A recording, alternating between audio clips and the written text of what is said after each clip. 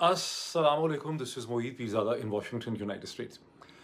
यहाँ अमेरिका के east coast में तो अभी रात है, लेकिन हिंदुस्तान, पाकिस्तान, बरसगीर और मशरक़ वस्ती में अब 25 अगस्त 2026 और मंगल के दिन की सुबह हो रही। मैं तकरीबन डेढ़ 2 दिन के बाद इस यूट्यूब चैनल पे लौट रहा हूँ और इसी निस्बत से मेरे सामने बहुत सी डेवलपमेंट्स हैं और इन डेवलपमेंट्स में एक ऐसी चुभती हुई डेवलपमेंट है जिसका ज़िक्र और चर्चा बहुत सुन चुके हैं गुज़िश्ता 24 घंटों में, जहाँ इस्लामाबाद में सरहद यूनिवर्सिटी के एक कैंपस में बताया जाता है कि फ़ौज के एक कर्नल साहब यूनिफ़ॉर्म में घुस गए, जिन्होंने वहाँ पे स्टूडेंट्स के साथ धींगा मुश्ती भी की। उसके बाद उन्होंने अपना पिस्तौल तान लिया, फिर उन्होंने हवा में फायरिंग की। ये जो वाक़या है इसका ज़िक्र, जैसे कि मैंने आपको कहा, बहुत आप सुन चुके हैं, इसका चर्चा सुन चुके हैं। आप में से शायद ही कोई ऐसा हो जिसने इसकी वीडियो ना देखी हो। लेकिन मैं इसका एक बड़ा डिफरेंट एनालिसिस आपके सामने रखूँगा। मैं इसे एक बहुत बड़े तूफ़ान का पेश ख़ैमा समझता हूँ और मैं आपको एक्सप्लेन करूँगा कि मैं ऐसा क्यों महसूस करता हूँ। बहरहाल इंटरनेशनली स्पीकिंग इस वक़्त जब मैं बोल रहा हूँ, सबसे इम्पोर्टेंट डेवलपमेंट वो है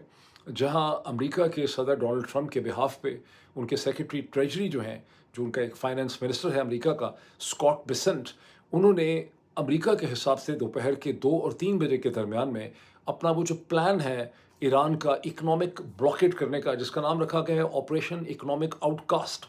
उसका उन्होंने ऐलान किया।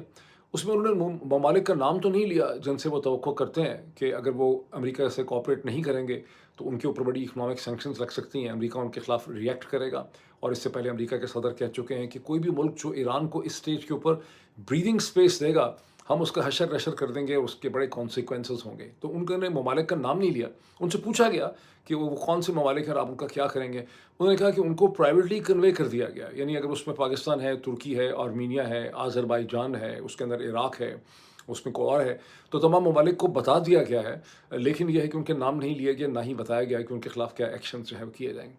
ये एक ऐसी डेवलपमेंट है जिसके हवाले से अमेरिका में बेतहाशा एनालिसिस जो है वो इस वक्त छप रहा है। और वो एनालिसिस का अगर मैं लुबे लुबाब आपको बताऊं, वैसे मेरी कोशिश होगी कि कुछ पैट्रियन के पेज के ऊपर इसका मजीद एनालिसिस आपके सामने रखा जाए और कुछ अगले वीलॉग में बहुत डिटेल तरीके से आपके साथ शेयर किया जाए। लेकिन बॉटम लाइन ये है, मैंने न्यूयॉर्क टाइम्स के अंदर डेविड सैंगर का एक बहुत डिटेल्ड एनालिसिस पढ़ा। उसकी उसका बेसिकली जिस्ट ये है कि अमेरिका ने आज तक जब भी किसी के खिलाफ कोई एक्शन किया है, ईरान के खिलाफ भी जो एक्शंस किए हैं स्टार्टिंग फ्रॉम 1979-80 से, तो उसमें पहले डिप्लोमेसी को इस्तेमाल किया गया, थ्रेट्स दी गई, थर्ड कंट्रीज़ को यूज़ किया गया,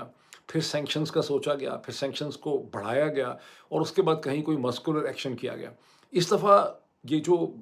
यानी कहानी उल्टी बह रही है, ये आप कह रहे हैं कि उल्टी कश्ती चल रही है, कि सबसे पहले मस्कुलर एक्शन और हमले कर दिए गए ईरान के ऊपर अमेरिका और इज़राइल ने। फिर उसके बाद जो है डिप्लोमेसी का इस्तेमाल किया गया बहुत ज़्यादा, और अब कह रहे हैं कि हम सैंक्शंस के ज़रिए रिज़ल्ट हासिल करेंगे। और बहुत से अमेरिकन एनालिस्ट, प्रोफेसर्स और एकेडमिक्स को शक है कि इसका कोई नतीजा जो है वो खातिर ख़ार नहीं निकल सकेगा जिस तरह कि इसका दावा किया जा रहा है। ख़ास करके जबकि इसका दारोमदार जो है वो सारा का सारा मैंने माफ़ कीजिएगा, चीन की कोऑपरेशन के ऊपर है। और कोई ऐसे असरात नहीं है कि चीन इसमें अमेरिका के साथ कोऑपरेट करेगा। ये और बात है कि चीन के सदर शी जिनपिंग जो हैं वो एक आध माह में अमेरिका आने वाले हैं प्रेसिडेंट ट्रंप से मिलने के लिए। अच्छा, ये वो डेवलपमेंट है जो ग्लोबल डेवलपमेंट है, जिसके कॉन्टेक्स्ट में आप देख सकते हैं कि पाकिस्तान के army chief, field marshal and chief of the defence staff जनाब इज़्ज़त माब सलाहुद्दीन अयूबी जूनियर, आसिम मुनीर साहब जो हैं, वो गुज़श्ता 24 घंटों में एक बहुत भारी डेलीगेशन लेकर तेहरान में पाए गए। इस डेलीगेशन में हस्बे ज़रूरत और हस्बे आदत उनके मोतमद ख़ास जो हैं पाकिस्तान के वज़ीर दाखिला मोहसिन नकवी साहब भी उसमें मौजूद थे। मोहसिन नकवी साहब जो हैं वो बिल्कुल हर फ़न मौला है, वो हर किस्म का इस्तेमाल मोहसिन नकवी साहब का जहन साहब करते हैं। पाकिस्तान में मोहसिन नकवी जो हैं वो पाकिस्तान तहरीक इंसाफ और मिलिट्री इस्टेब्लिशमेंट और पीपल्स पार्टी वगैरह के दरमियान में जो कुछ भी कोई सुलह वगैरह करवाने की कोशिश कर रहे हैं या PMLN के दरमियान कर रहे हैं, लेकिन एट द सेम टाइम वो ईरान में भी एक बड़ा इंपॉर्टेंट रोल प्ले करते हैं, बिकॉज उनकी बड़ी मीठी किस्म की ज़ुबान है, चेहरे से वो बड़े मासूम लगते हैं। मुलाकात इन लोगों ने की है ईरान के प्रेसिडेंट मसूद पेज़ेश्कियान से, ईरान के असम्बली के जो स्पीकर हैं जनाब बाकर कलिबाफ, उनसे मुलाकात की है, ईरान के इंटीरियर मिनिस्टर जो हैं उनसे मुलाकात की है। तहम ईरान के जो national security, supreme national security के सेक्रेटरी हैं मोहसन रज़ाई, उनकी स्टेटमेंट्स पाकिस्तान को सुनाने के लिए हैं, ईरान के प्रेसिडेंट की स्टेटमेंट्स पाकिस्तान के थ्रू अमेरिका को सुनाने के लिए हैं कि अमेरिका को अपने रवैये और बिहेवियर पे नज़र षानी करना होगा और जो उसने इस्लामाबाद मेमोरेंडम ऑफ अंडरस्टैंडिंग किया था उन टर्म्स एंड कंडीशन पे जिन पे ईरान अभी भी खड़ा है, उनको इम्प्लीमेंट करना होगा। अच्छा, अब ये एक ऐसी डेवलपमेंट है जिसको मैं कुछ थोड़ा-सा आपके साथ रिटन मटेरियल भी शेयर करूँगा अपने पैट्रियन पेज पे। इसका एनालिसिस बहुत डिटेल ग्राफ़िक जो है हेडलाइन्स के साथ मैं अगले व्लॉग्स में तफ़सील से आपके सामने लेकर आऊँगा, क्योंकि ये ऐसी डेवलपमेंट है जो मेरे अलावा कोई आपके साथ ज़्यादा डिटेल से इसको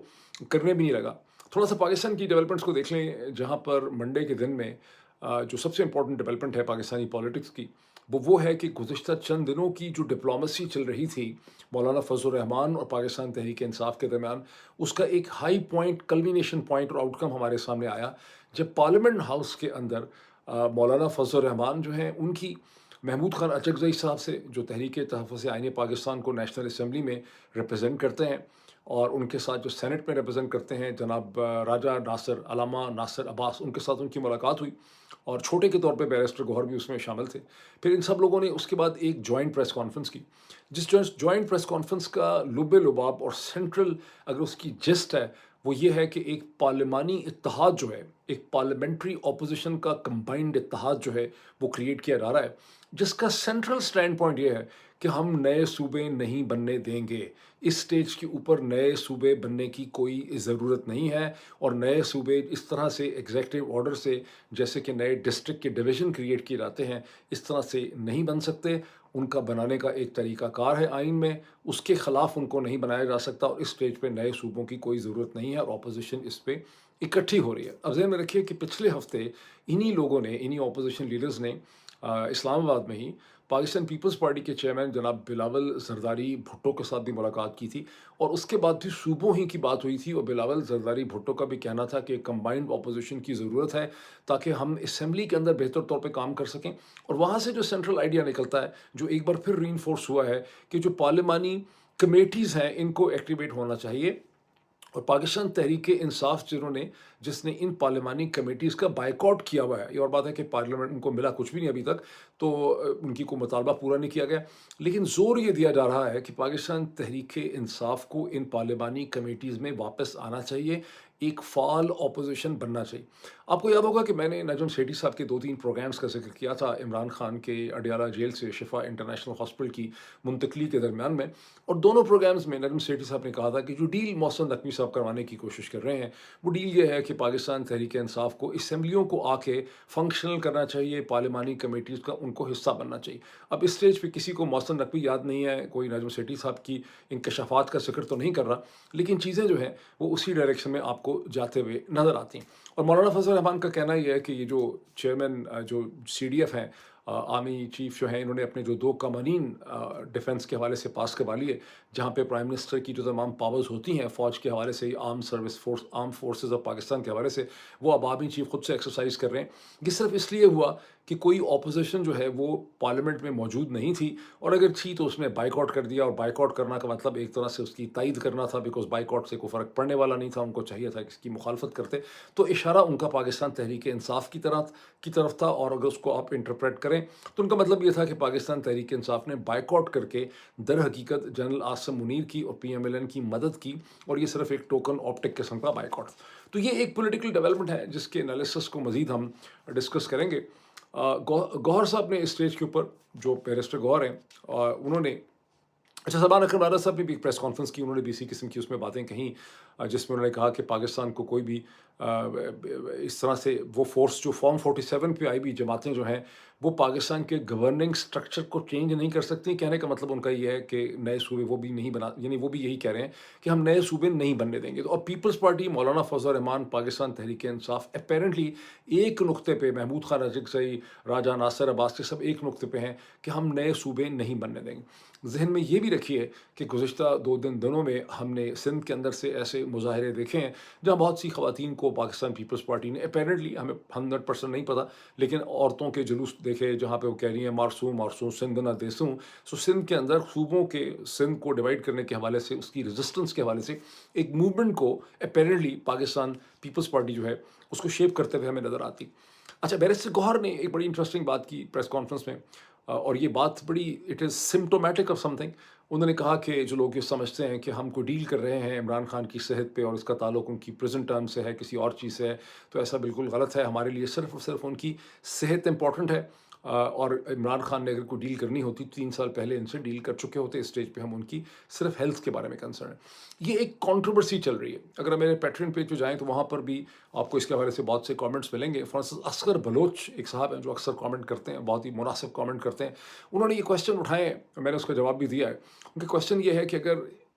یہ صرف ہیلتھ کا ایشو ہے یا اس کے پیچھے پاکستان تحریک انصاف ایک پوری ڈیل کر رہی ہے پریزنٹ ٹرمز کے حوالے سے, فیوچر کی سیاست کے حوالے سے, اگر ایسا کر رہی ہے تو پھر پوری کی پوری جو اسٹرگل تھی عمران خان کی اس کا نیٹ آؤٹ کم کیا نکلا. اب یہ بڑے ڈیفیکلٹ قسم کی کویشچن ہے, یہ کانٹروورشل ایریا ہے, یہ ڈیلیکیٹ ایریا ہے. میں اس کو چاہتا ہوں کہ میں لکھ کے اس کو ایکسپلین کروں, اور میری کوشش ہوگی کہ اگلے چند گھنٹوں میں میں اس کے حوالے سے ایک ڈیٹیلڈ انالیسس پیٹرن پہ شیئر کروں. وہ سارے ممبرز ہیں ان کے ساتھ پھر میں اس کو وہاں پہ شیئر کروں. اب آئیں اس بہت ہی انٹرسٹنگ امپورٹنٹ ڈیولپمنٹ کی طرف جس کو میں سمجھتا ہوں کہ وہ بظاہراً دیکھنے میں صرف ایک حادثہ, ایک واقعہ, ایک انفارچونیٹ ڈسٹیسفل واقعہ لگتا ہے کرنل صاحب کا ہوا میں گولیاں چلانے کا, یا لڑکوں پہ, بچوں پہ, اسٹوڈنٹس پہ اپنی پستول تاننے کا, لیکن اس کی سگنیفیکنس جو ہے اسے سمجھنا بہت زیادہ ضروری. اس کو, اور یہ ایسا ہے, میں اس کو کیوں سمجھتا ہوں کہ اتنا امپورٹنٹ ہے. میں سمجھتا ہوں کہ یہ جو ایک ایونٹ ہے جب آپ اس کی ڈائسیکشن کرتے ہیں تو اس سے آپ کو پاکستان کے مستقبل کے خطرات اور کس قسم کے چیلنجز ہیں پاکستان کی ریاست کے لیے اور معاشرے کے لیے, ان کا آپ کو بخوبی اندازہ ہوتا ہے. اور دیکھنے میں بالکل یہ ایک انفارچونیٹ ایونٹ ہے. میڈیسن کے اندر آپ میں سے وہ تمام لوگ جنہوں نے اسکول کے لیول پہ, کالج کے لیول میں بایولوجی پڑھی ہے, تو کبھی نہ کبھی کسی اسٹیج پر ہر میڈیکل اسٹوڈنٹ اس سے واقف ہے, ہر ڈاکٹر اس سے واقف ہے کہ آپ کہیں پر بھی کسی چھوٹا سا ایک ٹیشو لیتے ہیں, جیسے اسکول کالج میں کھیرے کا ایک ٹکڑا لے کر اس کو مائکروسکوپ کے نیچے رکھ کے اس کے اسٹرکچر کو ایگزامن کیا جاتا ہے, تو چھوٹا سا ٹکڑا لیا جاتا ہے. کبھی ٹوتھ پک جو ہے اس سے ایک ٹکڑا لے کے اس کو مائکروسکوپ کے ذریعے دیکھتے ہیں. بہرحال میڈیسن کے اندر تو ہم چھوٹا سا ایک مائکروسکوپک سا بالکل ذرا سا ایک ٹکڑا کہیں اسکن کا, باڈی آرگن کا, کولن کا, اسٹومک کا, جسم کے کسی بھی حصے کا, اس کو لیتے ہیں جس کو عرف عام میں لوگ بایپسی کہتے ہیں. اور یہ بایپسی بہت چھوٹے سائز کا ہوتا ہے, مائکروسکوپک ٹکڑا ہوتا ہے. اس مائکروسکوپک ٹکڑے کا جب ایگزامینیشن کیا جاتا ہے, اس کو اسٹڈی کیا جاتا ہے, تو پھر آپ کو پتہ چلتا ہے کہ اس وقت جسم کے اندر اور کسی آرگن کے اندر, فار انسٹنس کڈنی کے اندر یا بون کے اندر یا لیور کے اندر اصل مسئلہ کس قسم کا ہے, کولن کے اندر مسئلہ کیا ہے, کہیں کینسر تو نہیں ہے. تو آپ کو پورے کے پورے ڈھانچے کا مسئلہ پتہ چلتا ہے. یہ سرحد یونیورسٹی کے اندر جو واقعہ ہوا کرنل صاحب کی گولیاں چلانے والا, اور اس کے بعد سے جو کچھ ہوا, یہ وہ بایپسی اسپیسیمن ہے پاکستان کے اس وقت کے معاشرتی اور سیاسی اور انتظامی ڈھانچے کا, جس کی بیسس پہ آپ اس کو ایک ٹرمینل کینسر ڈائگنوز کر سکتے ہیں. اور اگر اس کو نہ سمجھا گیا اور اگر اس کا کوئی سد باب نہ کیا گیا تو پاکستان بہت بڑے بحران کی طرف, جسے کہتے ہیں نا کہ sleep walking towards a disaster, Pakistan اس بحران کی طرف جا رہا ہے. ایک ایک کر کے اس کی چیزوں کو دیکھ لیں. بیسک ایونٹس کیا ہے کہ کرنل صاحب کو ان کی بیگم صاحب جو ہیں, جو پھنسی ہوئی ہیں بچوں کے, اسٹوڈنٹس کے ایک ہجوم میں, جو خود بھی ایک فیکلٹی ممبر ہیں اس سرحد یونیورسٹی کے اسلام آباد کے کیمپس میں, غالباً ڈاکٹر آئینہ ان کا نام ہے, وہ بھی پی ایچ ڈی ہیں. اور وہ اپنے ہسبینڈ کو یا تو خود کال کرتی ہیں یا ایز پر غریدہ فاروقی صاحبہ جو اس وقت آئی ایس پی آر کی ترجمان بنی ہوئی ہیں, تو کرنل صاحب کی جو بیوی کی بہن ہے ان کو کال کر دیتی ہے. اور کرنل صاحب جو ہیں وہ دفتر جا رہے ہیں, وہ یونیفارم اپنی بیوی کو بچانے کے لیے اسٹوڈنٹ سے وہاں پہنچ جاتے ہیں, اور وہاں پہ ان کی دھینگا مشتی ہوتی ہے اسٹوڈنٹس کے ساتھ. اور پھر اس کے بعد وہ پسٹل نکال لیتے ہیں, پھر پسٹل نکال کے وہ اسٹوڈنٹس کو پہلے تانتے ہیں غصے میں, اس کے بعد 2-4 ہوائی فائر کرتے ہیں, لوگ وہاں پہ ڈسٹرب ہو جاتے ہیں. اس کے بعد ہمیں خبر یہ ملتی ہے, پہلے ہمیں خبر ملتی ہے, کوئی آئیڈینٹیفیکیشن نہیں ہے کون کرنل کیا, خبر یہ ریلیز کی جاتی ہے پاکستان کے میڈیا میں کہ ایک سیکیورٹی کے اہلکار کو ڈیٹین کر لیا ہے پولیس نے, یا اس کو ڈیٹین کر کے فوج کے حوالے کر دیا گیا ہے, اور اس نے انڈسپلن کیا ہے ایک سرٹن یونیورسٹی کے کیمپس میں. اس کے خلاف بڑی سخت قسم کی ڈسپلن کی کارروائی ہوگی. پاکستان کی فوج اپنے ڈسپلن کے معاملات کو بڑا سیریسلی لیتی ہے. اس کے بعد محترمہ غریدہ فاروقی صاحبہ جو ہیں وہ ایک female extension of the D G I S P R کے طور پہ ٹویٹر پہ اپنا محاذ کھول لیتی ہیں. وہ ہمیں بتاتی ہیں کہ کرنل صاحب کا کوئی قصور نہیں ہے, کرنل صاحب تو بیچارے ایک بہت ہی غیرت مند پٹھان ہیں چارسدہ سے, اور جب ایک غیرت مند پٹھان کی بیوی جو ہے ایک مسئلے میں ہوتی ہے تو آپ ایک غیرت مند پٹھان سے کیا ایکسپیکٹ کر سکتے ہیں, وہ اپنی بیوی کی مدد کرنے کے لیے پہنچتا ہے. جب آپ یہ پڑھتے ہیں غریدہ فاروقی صاحبہ کی ایکسپلینیشنز پڑھتے ہیں on behalf of I S P R, تو آپ سوچتے ہیں کہ یار وہ سارے پٹھان جن کی بیویوں, بچوں, معصوم بچوں کو مار ڈالا گن شپ ہیلی کاپٹرز کے حملے کر کے فاٹا کے اندر, یا وہ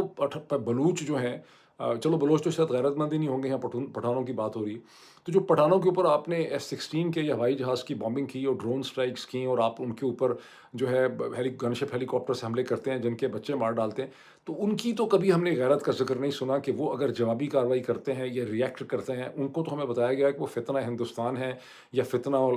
अल खवारिज है। अचानक पश्तूनों की गैरत जो है वो ISPR को, गरीदा फारूकी साहबा को स्टेज के ऊपर याद आ गई।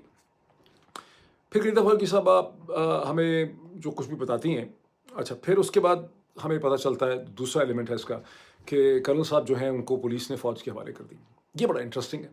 मैं यहाँ अमेरिका में तकरीबन 4 बरस से हूँ। इन 4 बरस में कम से कम 3 या 4 दफ़ा मैंने पुलिस ऑफ़िसर्स यहाँ मिल जाते हैं आपको कॉफ़ी शॉप्स के ऊपर, स्टारबक्स वगैरह में, डिफरेंट जगहों पे और आगे पीछे भी। तो मैंने उनसे एक सवाल पूछा, गपशप लगती है पुलिस ऑफ़िसर्स के साथ। मैंने सवाल पूछा कि भई जब कोई आर्मी ऑफ़िसर कुछ कर देता है, तो फिर कैसे आप उसकी गिरफ़्तारी करते हैं? तो पहले तो एक पुलिस ऑफ़िसर से मुझे हैरानगी से देखा कि आर्मी ऑफ़िसर की गिरफ़्तारी में कोई अजीब-सी मतलब चीज़ है, गिरफ़्तारी तो गिरफ़्तारी ही होती है। मैंने कहा नहीं, मैं एक बड़े यूनिक किस्म के मुल्क से आया हूँ, मतलब वहाँ पर आर्मी ऑफ़िसर ना गिरफ़्तार नहीं हो सकता। तो वो बड़े मुझे हैरानगी से पूछा कि भई कौन-सा ऐसा मुल्क है जहाँ पुलिस वाले जो हैं वो आर्मी ऑफ़िसर को गिरफ़्तार नहीं कर सकते? मैंने उनको बताया कि अल्लाह ताला ने अपने हाथों से एक मुल्क बनाया है, इसका नाम पाकिस्तान है। तो वहाँ आर्मी ऑफ़िसर जो है, तो बड़ा हँसते हैं कि अच्छा फिर ये भी हो सकता है। पर प्रोसीजर क्या है अमेरिका में कि कहीं पर भी अगर यूनिफ़ॉर्म पुलिस ऑफ़िसर हो, यूनिफ़ॉर्म पहना हो, ना पहना हो, उसके पास कार्ड हो, ना हो, अगर वो कोई कोई भी चीज़ करता है जो काबिले यानी लॉ की वायलेशन करता है, तो वो उसी तरह से गिरफ़्तार हो जाता है पुलिस के पास, जैसे कि कोई भी आदमी और गिरफ़्तार होता है। उसको कोई प्रिविलेज हासिल नहीं है अगेंस्ट द अरेस्ट। तो मैंने पूछा कि अगर फिर मिलिट्री कैंटोनमेंट की तो टर्म अमेरिका में होती नहीं, तो बेस पे उसने कहा बेस में ये होता है कि अगर वो किसी को मारता पीटता है या कोई जुर्म करता है, तो उसको मिलिट्री पुलिस, चूँकि वहाँ पे पुलिस की प्रेज़ेंस नहीं होती, उसको मिलिट्री पुलिस अरेस्ट करती है, डिटेन करती है, उसके बाद उसको पुलिस ही के हवाले कर देती है। यानी बेस के ऊपर भी, कैंट एरिया के अंदर भी अगर एक आर्मी ऑफ़िसर कुछ करता है, किसी और को मारता पीटता है, कोई गाड़ी का एक्सीडेंट करता है, कुछ भी करता है, तो उसको भी मिलिट्री पुलिस पकड़ के खुद से उसका ट्रायल नहीं करती, खुद से मामला सेटल नहीं करती। उसको उठा के उस स्टेट के जो भी एडजेसेंट होता है, पुलिस को अलर्ट करती है, पुलिस उसको आके अरेस्ट करती है। उसके बाद उसके अपने राइट्स हैं, उसके ऊपर चार्जेस प्रेस होते हैं, जुर्माना होता है, गिरफ्तारी होती है, अदालत उसका क्या करती है। तो ये एक तहज़ीब याफ़्ता माशरे में ये होता है, लेकिन पाकिस्तान में उसको उठा के आर्मी ऑफिसर को उन्होंने फ़ौज के हवाले कर दिया। इसको ज़हन में रखें, फिर हम आगे चलते हैं एक-एक करके पॉइंट्स को देखते हैं। इसमें कोई नई चीज़ नहीं।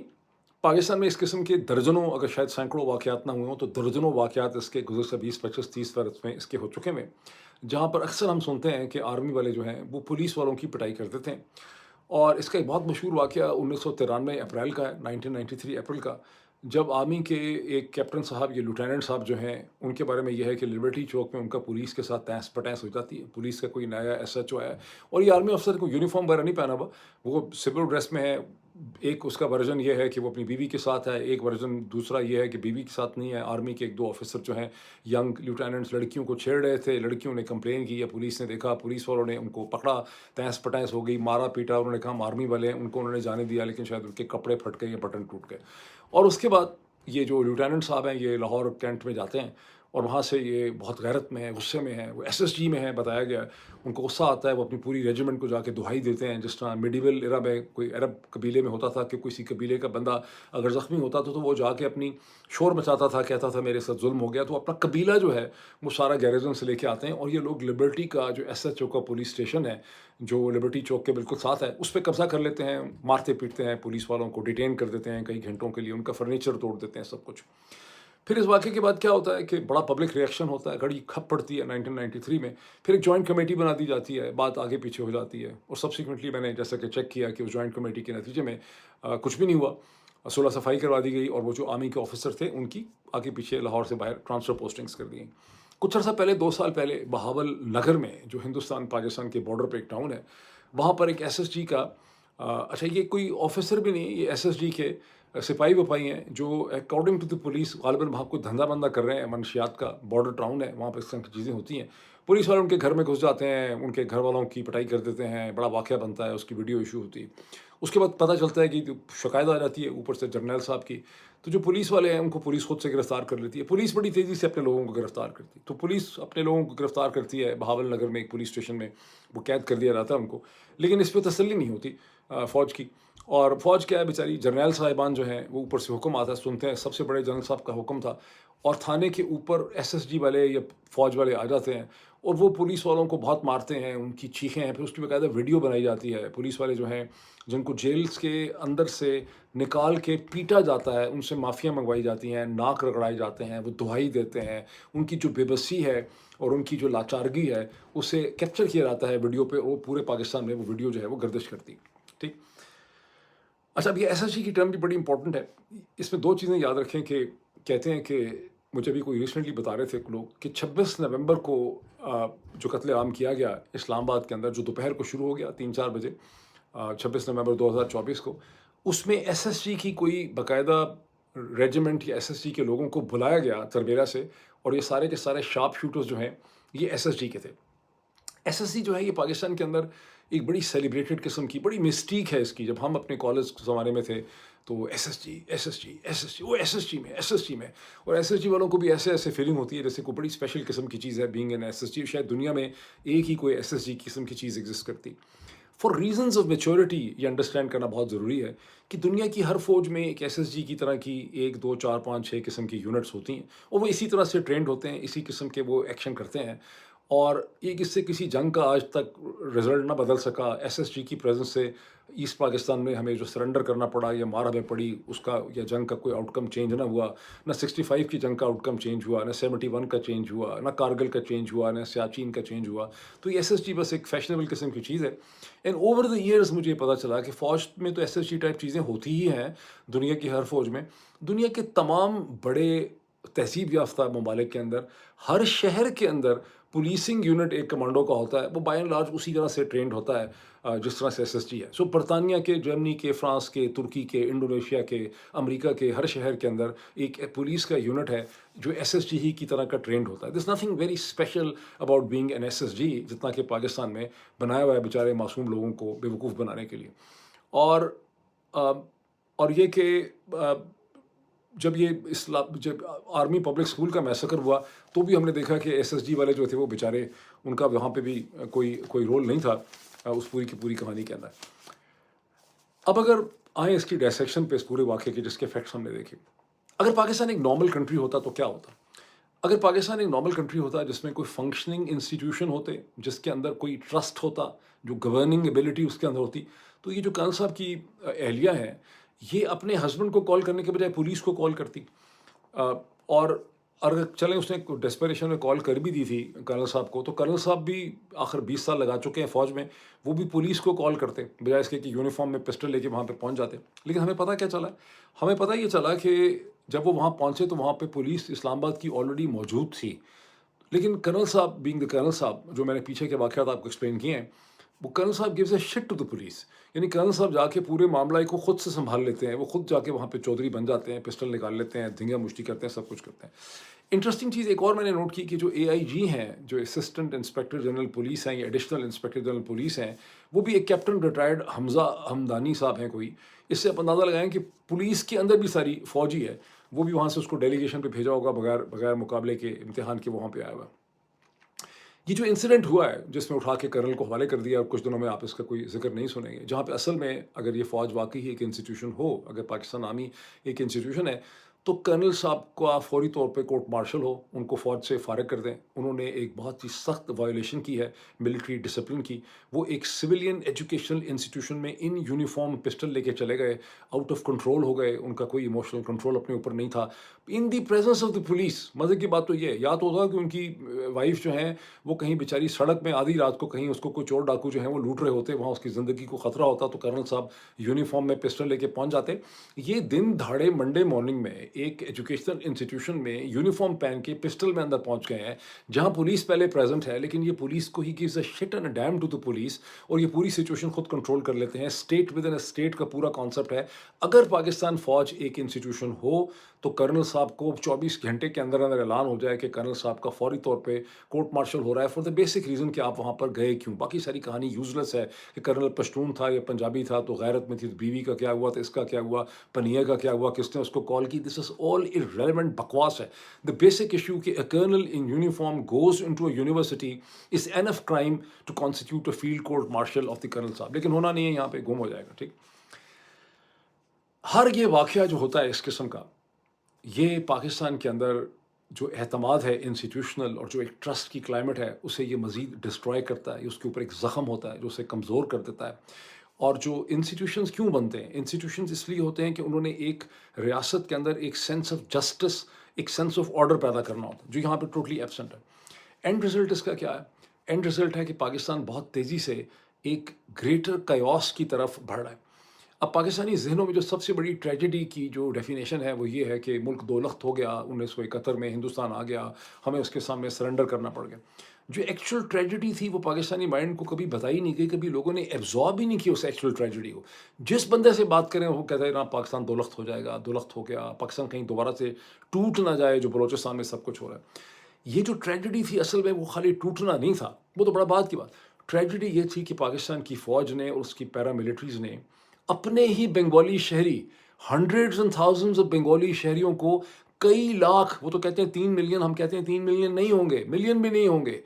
اپنے ہی ملک کے اپنے ہی کئی لاکھ شہریوں کو مار ڈالا، قتل عام کیا، ان کا میسیکر کیا، اور ہزاروں اپنی دھرتی کی بیٹیاں جو تھیں، بنگالی لڑکیاں اور عورتیں جو تھیں، ان کو ریپ کیا، اور ان کو آرڈر تھے کہ ان کی نسل بدل دینی ہے، ان کے قد چھوٹے ہیں، ان کے رنگ کالے ہیں، ہم ان کی نسل بدل دیں گے، یہ سالے لوئل نہیں ہیں، ہم ان کو ایسا کریں گے کہ ان کی نسل بدل دیں گے اپنے بہتر سپرم ان کے اندر ڈال کے۔ یہ تھی اصل ٹریجڈی جس کا جو ہے احساس نہیں ہوا۔ اس وقت کیا سچویشن ہے؟ اس وقت سچویشن ہے جس کا ادراک ہی نہیں کیا جا رہا۔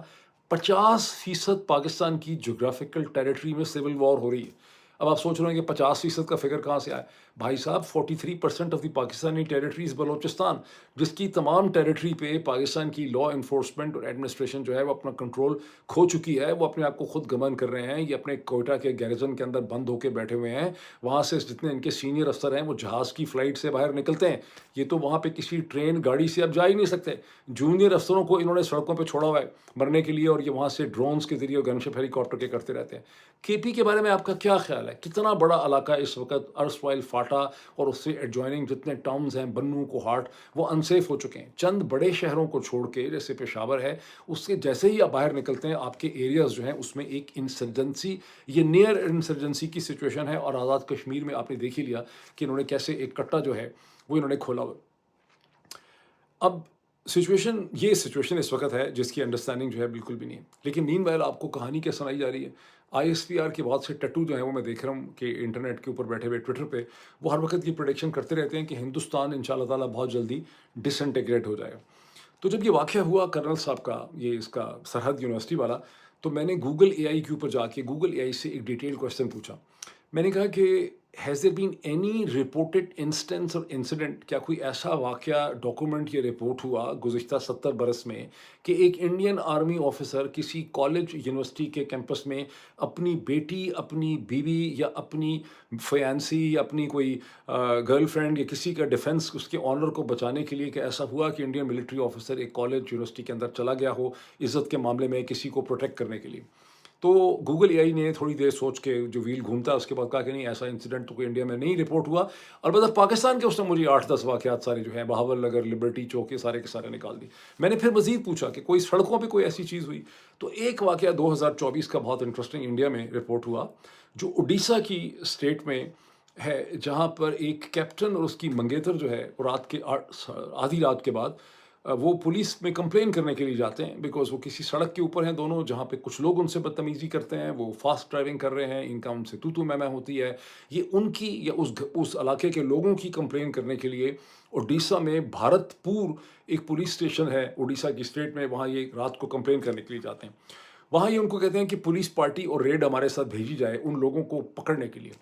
اس پہ پولیس ان کے ساتھ کوآپریٹ نہیں کرتی، ان کا اور پولیس کے درمیان میں سخت کلامی ہوتی ہے، جو پھر دھینگا مشتی میں اور اس میں یعنی کیا کہتے ہیں ہسپٹائس میں بدل جاتی ہے۔ کیپٹن صاحب کو پولیس جو ہے وہ بند کر دیتی ہے لاک اپ میں، ان سے وہ اپنے آپ بتاتے ہیں کہ میں آرمی کا کیپٹن ہوں، ان سے آرمی کا کارڈ، آرمی کا نشان، ان کی باقی ساری چیزیں، آئی ڈی کارڈ وغیرہ لے لیتے ہیں، اور ان کو وہ ڈیٹین کر دیتے ہیں، کیس نہیں بناتے لیکن ان کو ڈیٹین کر دیتے ہیں، اور انڈین آرمی کا کیپٹن 13-14 گھنٹے جو ہیں اڈیشہ کے تھانے میں بند رہتا ہے، باوجود اس کے کہ وہ بتا رہا ہے کہ میں آرمی آفسر ہوں، پھر اپنے گھر بھی فون کرتا ہے، پھر بھی پولیس اس کو چھوڑتی نہیں۔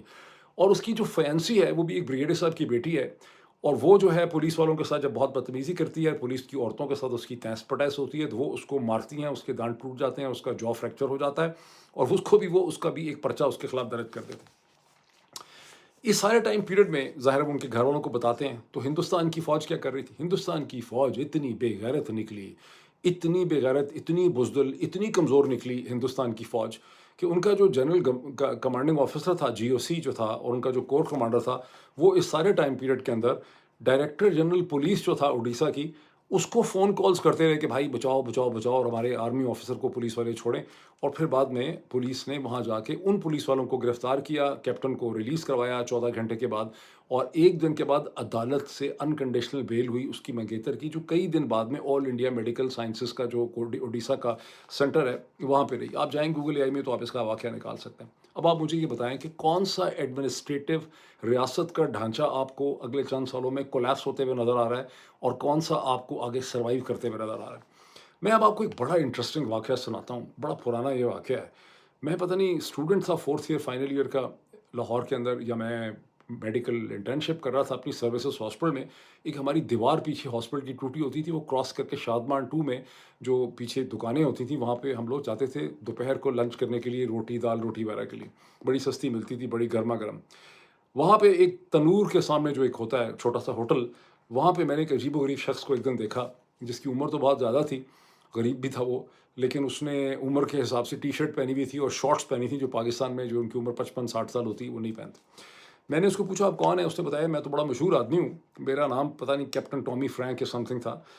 پھر اس نے اپنا بتایا کہ میں 1951 میں میں اسٹاف آفیسر تھا کور کمانڈر کا، یا جنرل صاحب کا، یا گیریزن کمانڈر آفیسر لاہور کا، اور ایک جارڈینین ڈپٹی چیف آئے لاہور، انہوں نے رات کو مجھے کہا کہ یار میں بازار حسن جانا چاہتا ہوں گانا دیکھنے کے لیے، پینے کے لیے، واٹ ایور۔ تو میں ان کو وہاں لے گیا، چونکہ میں اسٹاف آفیسر تھا، میں ان کے ساتھ ڈپیوٹیڈ تھا۔ وہاں سے جب نکل رہے تھے رات کی آدھی رات کے بعد، تو پولیس کی جو پارٹی تھی وہاں پہ، طبی تھانہ یا واٹ ایور، ٹبی شبی، انہوں نے ہمیں روک لیا، اور میں نے اس کو کہا یار ہم تو آرمی کے آفیسر ہیں، میں جانے دو۔ انہوں نے کہا کہ نہیں، ہمیں تو آرڈر ہے کہ آرمی کا اگر آفیسر تو آ ہی نہیں سکتا ریڈ ایریا میں، اگر آئے گا تو ہمیں رپورٹ کرنا ہے گیریزن کمانڈر کو یا ہیڈ کوارٹر کو، واٹ ایور۔ تو کہتا ہے ہماری یہ بڑی بحث ہوئی، اس نے جان نہیں چھوڑی، ایس ایچ او نے، بڑا وہ بدماش تھا، that bloody fool S H O, تو میں نے اس کو شوٹ کر دیا۔ میں نے کہا کیا؟ کہتا ہے جی میں نے اس کو شوٹ کر دیا۔ میں نے کہا پھر کیا ہوا؟ کہتا ہے جی وہ جو کور کمانڈر تھا جس کا میں اسٹاف آفیسر تھا، وہ اتنا کھسی نکلا، وہ اتنا کمزور تھا، کور کمانڈر اس زمانے میں کاورڈ تھا، جو آرمی کی خاص ٹرم ہے coward, he was such a coward, کہ مجھے آرمی نے سرنڈر کر دیا پولیس کے حوالے، میرے اوپر کیس چلتا گیا مرڈر کا، اور 25 سال پھر اپیلیں کرتے کرتے میں پتہ نہیں 1980s میں وہاں سے رہا ہوا۔ لیکن میرے سارے بیچ میٹس جو ہیں وہ جنرل، یہ سارے فوج والے بتاتے ہیں، آپ جو بھی ریٹائر آپ کو ملے گا میجر، وہ کہے گا میرا تو فلاں، میں فلاں کے بیچ میٹ میں 2 4 5 6 جرنلوں کے نام نہیں یاد کیے ہوتے ہیں۔ تو اس نے مجھے بڑی ایگزامپلس دیں کہ فلاں جنرل صاحب میرے ہیں۔ اس کا مورل آؤٹ کم کیا ہے اس پوری اسٹوری کا، جو میں نے سارا قصہ آپ کو سنایا؟ 1951 میں جب کیپٹن ٹامی فرانک یا واٹ ایور کو پاکستان آرمی نے، لاہور آرمی نے اٹھا کے پولیس کے حوالے کر دیا، اور اس کے اوپر قتل کا مقدمہ چلا، تو پاکستان آرمی مجھے سمجھ آتی ہے کہ اس وقت ایک فارمیڈیبل انسٹیٹیوشن تھا، اس میں تمام انسٹیٹیوشن ایتھوس تھے۔ یہی وجہ تھی کہ فوج نے یہ سوچا کہ ہم پالیٹکس کے اندر آ کے معاملات کو ریزالو کر سکتے ہیں، ہم کانفلکٹ ریزولوشن کر سکتے ہیں۔ آج 2026 میں پاکستان آرمی کے پاس کوئی conflict mediation ability, trust and capacity باقی نہیں بچی ہے، یہ سارا ریزروائر ان کا خرچ ہو گیا ہے۔ آج تک لوگ یہ سوچتے رہے، ابھی تک یہ سوچ رہے ہیں کہ جو کرائسس ہے اس کو پاکستان آرمی کسی طرح سے ایورٹ کروا دے گی۔ میرا بدنصیب انالیسس یہ ہے کہ آج پاکستان آرمی کے پاس نہ ٹرسٹ ہے، نہ کیپیسٹی ہے، نہ کیپیبلٹی ہے، وہ اب اس کرائسس کو ایورٹ نہیں کر سکتے، جس کرائسس کی طرف ہم بہت تیزی سے بڑھ رہے ہیں۔ پیٹرن کے پیج کے اوپر مزید میں اس کے حوالے سے لکھوں گا، اور جو باقی انٹرنیشنل ایشوز ہیں پولیٹیکل، وہ بھی میں اگلے ویلاگ میں تفصیل سے ڈسکس کروں گا۔ ابھی اتنا ہی، پھر بات ہوتی ہے آپ سے۔